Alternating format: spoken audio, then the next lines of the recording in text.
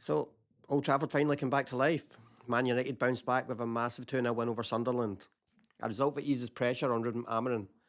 After a week of questions about his tactics, his formations, his comments in that Owen Hargreaves interview, Amorim's side delivered the perfect response.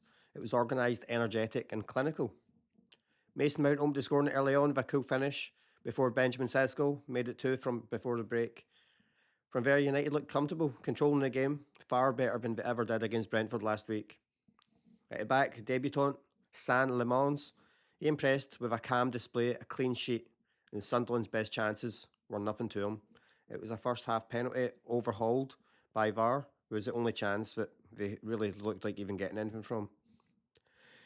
It wasn't perfect, but it was exactly the reaction the fans wanted. The players looked switched on, the system finally starting to take shape, and Amorim might have just bought himself a little bit of breathing time going into the international break.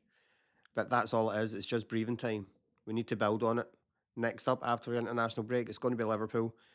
And it could be a slapping, but as long as we try, as long as we stick to our shape and try, just work hard, will Lammens play against Liverpool? We'll see. He deserves to, because he'd never put a foot wrong. He was brilliant. Okay, the new goalkeeper, Senne Lammens, making his debut. He delivered a composed performance. He didn't face a barrage of shots, but when called upon, he made important stops, and he looked assured. He catches balls when most goalkeepers just throw their arms at them. He was calm, he handled his crosses and commanded his area. He helped the defence, and he was solid. It was a clean sheet on his debut, it's always a plus. He had a shot late on, he had to save in order to keep that clean sheet, and he saved it no bother, with his feet, easy. He was commanding his defence, he was shouting and bawling, a bit like Peter Schmeichel's style back in the day. It's about time Bayindir got kicked out of goal, and I don't see him coming back in for a very long time. If this is this boy's standard, we've got a really good goalkeeper. I know it's only one match. I know Sunderland weren't great, but the signs are good. 8 out of 10 for Lammens on his debut. Now, Matthias de Ligt was steady, reliable, rarely caught off guard. He cleaned up danger when he needed, and he helped maintain security in the back line. He wasn't overly flashy. His defensive needs and aerial presence were solid. A good performance from the boy. 7 out of 10. Okay, now Luke Shaw. His performance was mixed. Defensively, he kept the side being overrun on the left, but going forward, he's non-existent. He's a man down. There's moments where his reactions are extremely slow, especially early on. He had enough solidity to avoid any major disasters, but going forward, the boy's rubbish. We need Martinez back. Shaw is in this team because Martinez isn't here. He's not fit, but it's a terrible replacement. Shaw gets a 5 out of 10. He needs to do better going forward. Now for young Lenny Euro, he had a good evening. It was comfortable, it was composed, not overly stretched. He showed awareness and positioning and didn't make any massive errors. He let the odd pass go, but that's to be expected. He's 19 years old. 7 out of 10 for Lenny Euro, and he keeps getting better. Now for Amad Diallo, he showed liveness and directness down the flanks. He stretched Sunderland's defence, picked up dangerous positions and tested the keeper a few times. His energy was an outlet. And while he didn't always end up in the perfect final ball, his threat is real. His threat is always real. The boy loves to run with the ball. He loves to attack in defences. He loves running into space. He loves getting to the byline. And he loves a shot. He had a few shots at goal. The goalkeeper saved a few. So 7 out of 10 for Diallo. Now Diego Dalot, he had a mixed outing. He contributed to the long throw that led to United's second goal via a flick on. But his overall attacking output was low and some passes were misplaced. We really missed Dorgu on that left-hand side. To be fair, Dalot shouldn't be playing on the left-hand side anyway. He's never very good on that side. One good game against Liverpool, I think he's had on that side. So I can't really blame him, but he needs to do better. He needs to be more consistent, even if he's on that side. 5 out of 10 for Diallo.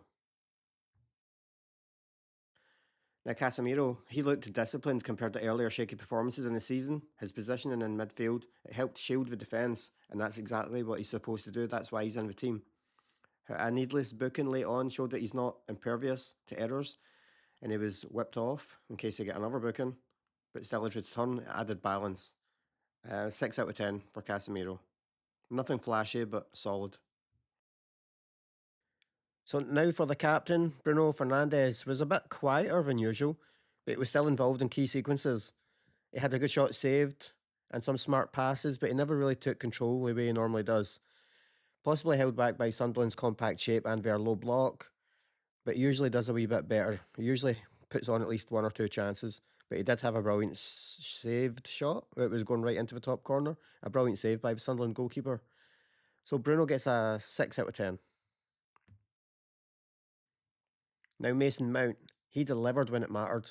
His finish for the opening goal was composed and clinical, and it was exactly the start Man United needed. We all know if this game would have went into 20 minutes, 30 minutes without a goal, the crowd would have started to get on the back. The nerves would have been showing, and it was a brilliant start from Mason Mount. He dropped deeper at times to help balance the midfield and assisted in transitions. Not his most electric outing, but it was effective. 7 out of 10 for Mount. Now for Brian Mbuemo, one of our players of the season. He made a strong impact in the game, especially with his interplay down right alongside Ahmad. He delivered the assist for the opener, cutting inside and sticking the ball back to Mason Mount in the box. It was a moment of real quality, composure under pressure. This boy, he's surprised me how good he is. This match, he's a 7 out of 10, and more from him to come. Now for Benjamin Šeško, and he did what a forward should do. He took his chance, he held up play, he made life hard for Sunderland's defenders. He was fighting all match long. I believe he had over 20 duels in this match. He scored a second goal to double the lead, and he was alert in key areas. He might have stretched into dangerous spaces more often. He might have got more shots off. Another day he will. But his strengths, his physical presence, his opportunism, his work rate, that's exactly why we bought him. We didn't buy this guy so he'd be a 30, 40 goal a season striker. We bought this guy so he could bring other people into play. And that's exactly what he done. If he chips in with 20 goals, that's fantastic. So 7 out of 10 for Šeško. And that is that. It was a much needed 2-0 win for Man United at Old Trafford. Goals from Mount and Šeško and a clean sheet for Lammens. It really, really wasn't a bad day at all. It gives a bit of breathing space for Amorim, who's been under a lot of pressure. And we'll see if it's a turning point.